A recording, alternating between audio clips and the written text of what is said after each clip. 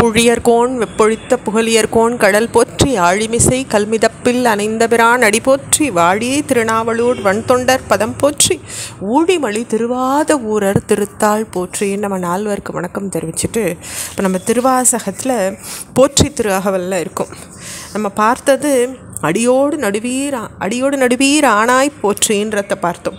அப்போ சுவாமி மண்ணுலகத்துக்கு கீழே வந்தும் அவருடைய தூய்மைக்கு ஒன்றும் பங்கம் வந்துள்ள அப்படின்றத பார்த்தோம். அப்போ பாவகன்ற சொல்லு தீய குறிக்கிறது. இறைவன் அக்னி தேவதையாக இருந்து அனைத்தையும் தூய பொருளாக்குறான். அந்த அக்னிக்கு எல்லாவற்றையும் தூய்மையாக்கக்கூடிய சக்தி இருக்குது. நரகோடு ஸ்வர்க நானிலம் புகாமல் பரகதி பாண்டியர் கருளினை போற்றி. அப்போது நரகம் சொர்க்கம் பூமி, அதாவது நம்ம பிறப்பு சுழற்சி என்ன நடக்கிறது? பிறக்கிறோம், நல்லது பண்ணால் சொர்க்கத்துக்கு போகிறோம், இல்லை நம்மளுக்கு அல்லது தான் நிறைய இருக்குன்னா நரகத்துக்கு போகிறோம், சரி திருப்பி பிறப்பெடுக்கிறோம், திருப்பி சொர்க்கம் நரகம், இப்படியே தான் சுழன்றுன்னு இருக்குது இந்த ஆன்மா.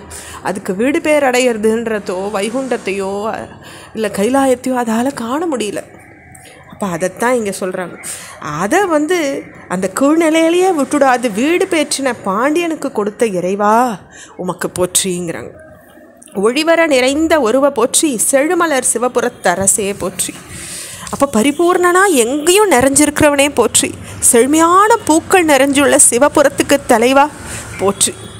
கழுநீர் மாலை கடவுள் போற்றி தொழுவார் மையர் உணிப்பாய் போற்றி. அப்போ மையல் துணிக்கிறவன்னா கழுநீர் மறையில் அணிஞ்சிருக்கும் கடவுளே போற்றி. அந்த செங்கழு நீருன்ற மாலையை சுவாமி அணிஞ்சிருக்கார். உன்னை வணங்குறவாளுடைய அஞ்ஞான இருளை அகற்றவனே போற்றி. புழைப்பு வாய்ப்பொன்றறியா நாயேன் குழைத்த சொல் மாலை கொண்டருள் போற்றி. அப்போ எது பிழை எது சரி ஒன்றுமே தெரியாத இந்த சிறுவனா அமைஞ்சுள்ள என் சொல் மாலையை ஏத்துண்டு அருளும் ஈசா உன்னை போற்றுறேன். புறம்பல வெறித்த புராண போற்றி பரம் சோதி பரணே போற்றி. அப்போ திருப்புறங்களை சம்ஹாரம் செய்த பழைய பொருளே புராண பொருளே போற்றி. பிரபஞ்சத்துக்கு அப்பால் உள்ள ஆத்மஜோதி ஸ்வரூபத்துக்கும் மேலான பொருளே போற்றி. அப்போ பிரபஞ்ச வாழ்வை ஒழித்து பரபோதத்தில் நிலைச்சிருக்கக்கூடியவர் ஆண்டவர் ஒண்டிதான். போற்றி போற்றி புயங்க பெருமான் போற்றி போற்றி புராண காரண போற்றி போற்றி செய்ய செய்ய போற்றி. அப்போ என்ன ஆறுது? பாம்பு அணிஞ்சிருக்கிற தலைவா போற்றி. அனைத்துக்கும் ஆதி காரணனே போற்றி. உன்னுடைய திருவிளையாடலில் வெற்றியே வடிவெடுத்திருக்கிறவனே, ஜெயத்தை ஒண்டியே பார்த்தவனே செய்ய செய்ய போற்றி. இதோடு நம்ம போற்றி திரு அகவலை பூர்த்தி பண்ணிக்கிறோம். அடுத்து நம்ம பார்க்குறது திருச்சதகம், அதாவது பக்தி வைராகிய விசித்திரத்தை சொல்லுறது. முதல்ல திருச்சதகத்தில் இருக்கிறது மெய்யுணர்தல். அதனுடைய பாடலை பார்க்கலாம்.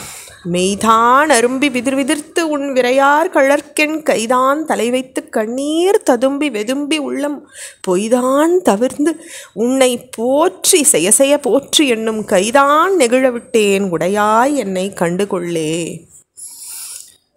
அப்போ பக்தியில் என்னெல்லாம் நடக்கிறதுன்றது இந்த பாடல் விளக்கிறது.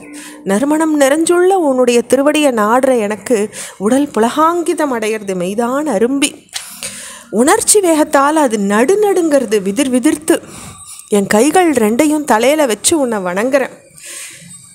அப்படி வணங்கும்போது கண்ணீர் பொங்கி வழியறது. உள்ளத்தில் இளம் சூடு தட்டுறது. அந்த உள்ளத்தை உனக்கே கோவில் ஆக்கினதுனால நிலையற்ற உலக விவகாரங்கள் எல்லாம் அதை விட்டு பறந்தோடி போயிடுது. பொய்தான் தவிர்த்து அதில் ஒன்றுமே இல்லை. அதெல்லாம் நாவால் உன்னை போற்றுறேன். உன் திருவருள விலாசத்துக்கு மேலும் மேலும் வெற்றி உண்டாகுகன்னு உன்னை வழுத்தி சரணடைகிறேன். ஈசா உன்னை நாடி இருக்கிறது தான் சன்மார்க்கமாக இருக்குது. அந்த சன்மார்க்கத்துலேருந்து நான் ஒரு பொழுதும் பெசகேன். நான் உன் உடமை, நீ என்னை உடையவன். மேலும் நீ சர்வஜனாக இருக்க, அதாவது ஓதாது முற்றும் உணர்ந்தவனாக இருக்க. அதனால நான் எவ்வளவு தூரம் பண்பாடு அடைஞ்சிருக்கேன்றத நீயே நன்னா அறிவேன். உனது திருவுளத்துக்கு ஒத்து ஒழுகிறது நான் கடைப்பிடிக்கிற ஒரு நல்லொழுக்கமாக இருக்குது. அதனால் என்னை உடையவனே நீ என்னை பார்த்துக்கோங்கிறார். அப்போ ஈசன் சர்வஜனாக இருக்கிறதுனால ஜீவர்களுடைய பக்குவம் எத்தகையதுன்றது அவருக்கு நன்னா விளங்கிறது. கண்டுகொள்ளே அப்படின்ற சொல்லில் அது அடங்கிடுறது.